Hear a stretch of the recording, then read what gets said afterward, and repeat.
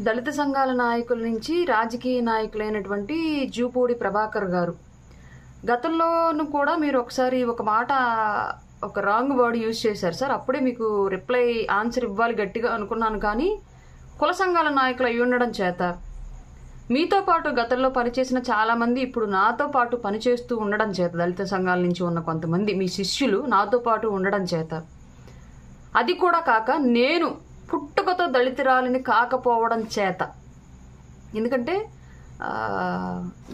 జగన్ గారు కేంద్రం ఇచ్చే పథకాలను పేర్లు మార్చి రాష్ట్రంలో అమలు చేసిన ప్రజల డబ్బుల నుంచి ప్రజలకు పథకాలు పంచుతూ ఆయన పేర్లు పెట్టుకున్నా తను స్వచ్ఛందంగా తీసుకొచ్చిన ఒక పథకం రాష్ట్రంలో ఉంది. ఏ కులం వాడు ఆ కులం వాడిని ఇన్ని బూతులని తిట్టచ్చు, అప్పుడు ఎవడు మనోభావాలు దెబ్బతినం. నేనేంటంటే పుట్టుకతో దళితురాలను కాదు కాబట్టి పుట్టుకతో బీసీనైనందున కారణంగా మీకు చాలా పద్ధతిగా సౌండింగ్ ఓడింగ్ అంతా కూడా పద్ధతిగా యూజ్ చేసి మాట్లాడదామని చెప్పేసి డిసైడ్ అయిపోయాను. గతంలో కూడా ఆ రోజు అందుకే వదిలేశాను. మళ్ళీ ఇప్పుడు ఒకసారి ఆ విషయం కూడా ప్రస్తావిస్తాను. బట్ ఇప్పుడు మాత్రం వచ్చిన విషయం ఏంటి అంటే డబ్బులు ఎంత వచ్చినాయి అనేదే నేను చూస్తాను, ఎవరి పేరు పెట్టుకుంటే నాకేంటి అన్నారు. దాన్ని మళ్ళీ మీరు చెప్పిన ఆ మహోన్నతమైన గొప్ప పదాన్ని రూఢీ చేయడానికి మీకు మీరు సెల్ఫ్ సర్టిఫికేషన్ చేసుకుంటూ బర్మారాజు అంబేద్కర్ గారికి డబ్బులు ఇచ్చారు, ఆ డబ్బులతో ఆయన చదువుకున్నారు, అందువల్ల అప్పుడు ఆయన పేరు చెప్పుకున్నారు అని చెప్పేసి ఇప్పుడు కూడా జగన్ అలాగే ఇస్తూ ఆయన పేరు చెప్పుకోవాలని చెప్పేసి చెప్పుకుంటున్నాడేమో అని చెప్పారు. మీరే అన్నారు మళ్ళీ రాజరికం అని చెప్పేసి. నాకు అర్థం కాక అడుగుతా, దళితులంతా పిచ్చోళ్ళకి కనిపిస్తున్నారా మీ కంటికి?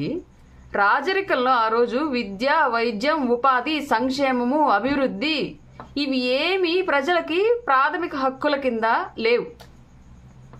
ఈ పరిస్థితిని అంతటినీ చూశాడు కాబట్టే గౌరవనీయులైనటువంటి అంబేద్కర్ గారు రాజ్యాంగంలో వాటన్నింటినీ పొందుపరిచి భారత రాజ్యాంగం ప్రకారం ఈ ప్రజాస్వామ్యంలో బ్రతుకుతున్న ఈ దేశంలో పుట్టిన ప్రతి పౌరుడు, ఈ దేశ పౌరసత్వం ఉన్న ప్రతి పౌరుడు రాజ్యాంగంలో అమలుపరిచినటువంటి ఆర్టికల్స్ ప్రకారం సంక్షేమానికి, విద్యకి, వైద్యానికి, ఉపాధికి అన్నింటికి కూడా అర్హుడు. ప్రజాస్వామ్య వ్యవస్థ నడిచేది ప్రజల డబ్బుల మీద. ముఖ్యమంత్రి అనేవాడు ప్రజలకు జీతగాడు. ఆ రోజు బర్మారాజు అంబేద్కర్ గారి దగ్గర నుంచి జీతం తీసుకోవాలా.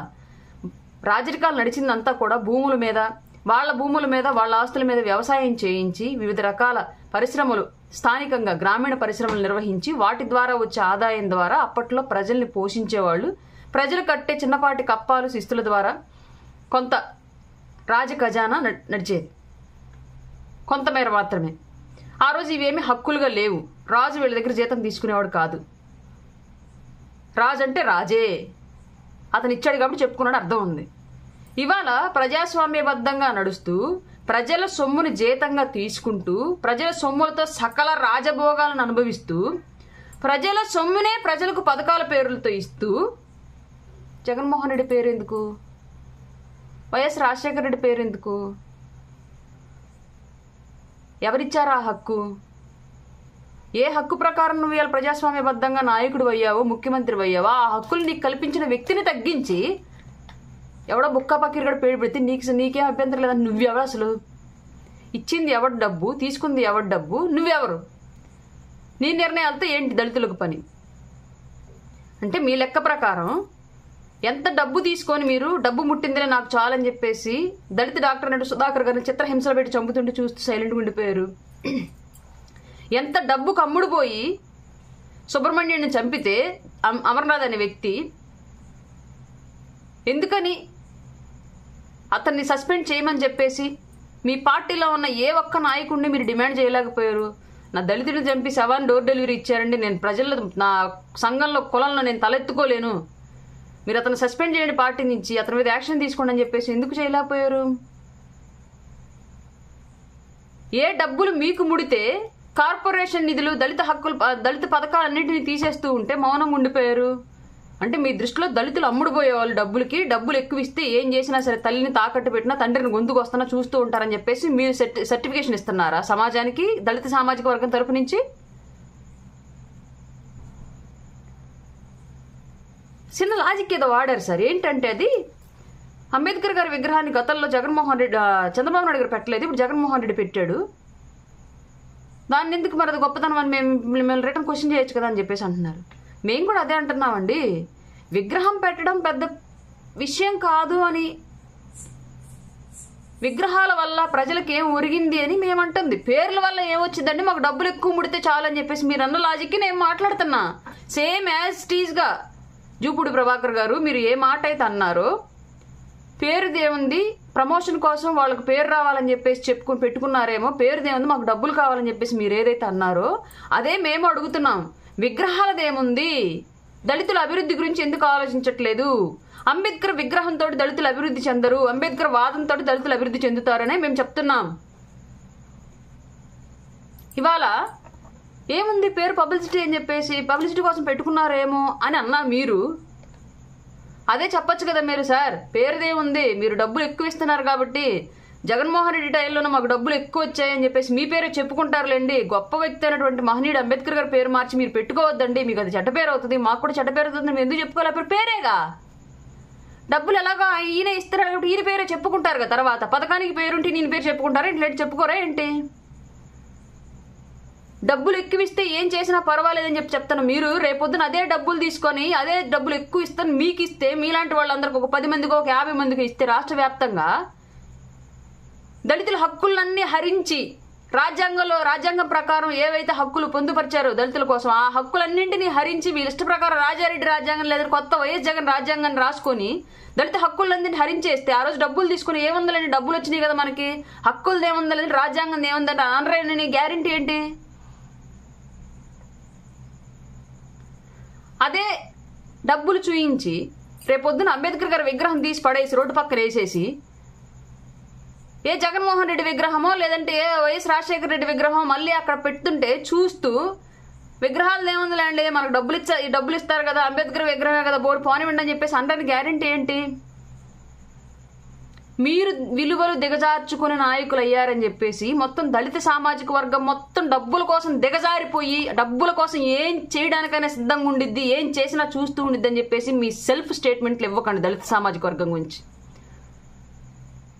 గతంలో కూడా ఒక మాట అన్నారు, ఏమన్నారంటే జగన్మోహన్ రెడ్డి బూట్ల కాంట్రాక్టు ఒక బ్రాహ్మిన్స్కి ఇచ్చి ఇవాళ స్కూల్లో మా దళిత బిడ్డల కాళ్ళు బ్రాహ్మిన్స్తో పట్టించారు అని చెప్పేసి మాట్లాడారు. సిగ్గుందా? మాట్లాడాల్సిన లాజిక్ ఏంటో తెలుసా? ఇప్పుడు లాజిక్కి అప్పుడు లాజిక్కి చిన్న మ్యాచ్ లింకప్ చేస్తారు, సెట్ అయింది లేదని మీ మొహానికి మీరే చూసుకోండి. ఆ రోజేమో అగ్రవర్ణాలు వచ్చి మీ దళితుల కాళ్ళు పట్టుకుంటేనేమో నీకు సమ్మగా ఉందా? అదే ఇంకొకళ్ళైతే ఎవడుగుతారు తెలుసా?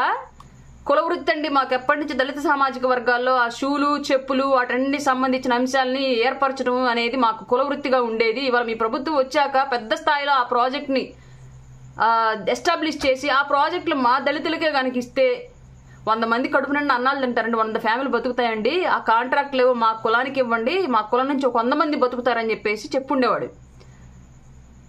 బ్రాహ్మడు వచ్చి దళితులు కాళ్ళు పట్టుకుంటే దళితులకు కడుపు నిండిద్దా? ఏ దళితుడు చెప్పాడా మీకు బ్రాహ్మణులతో నాకు కాళ్ళు పట్టించండి, అగ్ర సామాజిక వర్గాలతో నాకు కాళ్ళు పట్టించండి అని చెప్పేసి? ఆ లాజిక్ అక్కడ పనిచేయలేదు. ఇక్కడ ఎందుకు పనిచేసింది? ఇక్కడ డబ్బులు, అక్కడ మాత్రం కాళ్ళు, కులాలు. అదే లాజిక్. అక్కడ నాయకుడు అగ్రవర్ణాలకు డబ్బు మన వృత్తికి సంబంధించి మనకు రావాల్సిన విషయాల గురించి అగ్రవర్ణాలకు దారపోస్తుంటే దానికి అక్కడ తాళం వేశారు. ఇక్కడ కూడా అంబేద్కర్ దళితుల కోసం పోరాడినటువంటి అంబేద్కర్ గారి పేరు తీసేసి ఒక దుర్మార్గుడి పేరు పెట్టుకుంటే ఇక్కడ తాళం వేస్తున్నారు.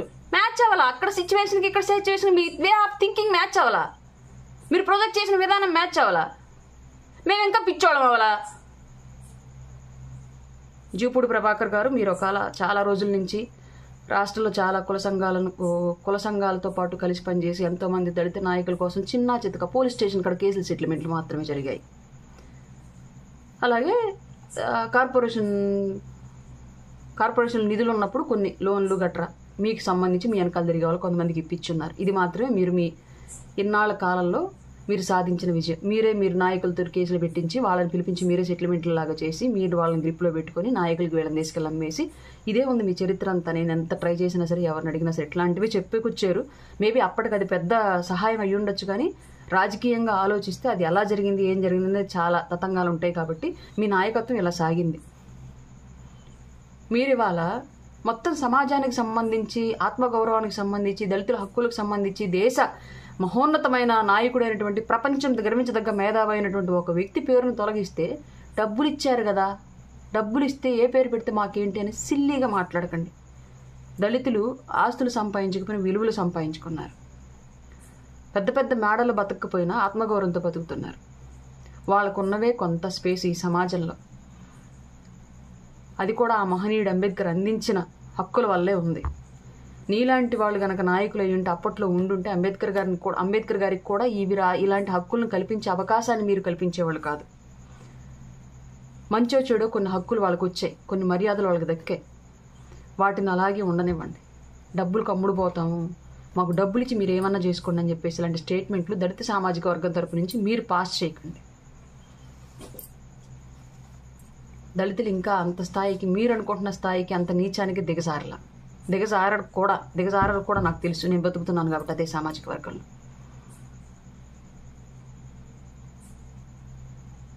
మరొక్కసారి మీరు కుల సంఘాలకు సంబంధించి స్టేట్మెంట్లు ఇవ్వడం మానేయండి. రాజకీయ పార్టీ స్టేట్మెంట్లు ఇచ్చుకోండి, మాకు అభ్యంతరం లేదు. చూపూడి ప్రభాకర్ గారు, కుల సంఘాల్లో ఉన్న వ్యక్తులకి, నాయకులకు కూడా ఒక చిన్న విన్నపం నా సైడ్ నుంచి. ఎస్పెషల్లీ ఇలాంటి కుల సంఘాల నాయకులు కులాల అభివృద్ధి కుత్తిక కోసి,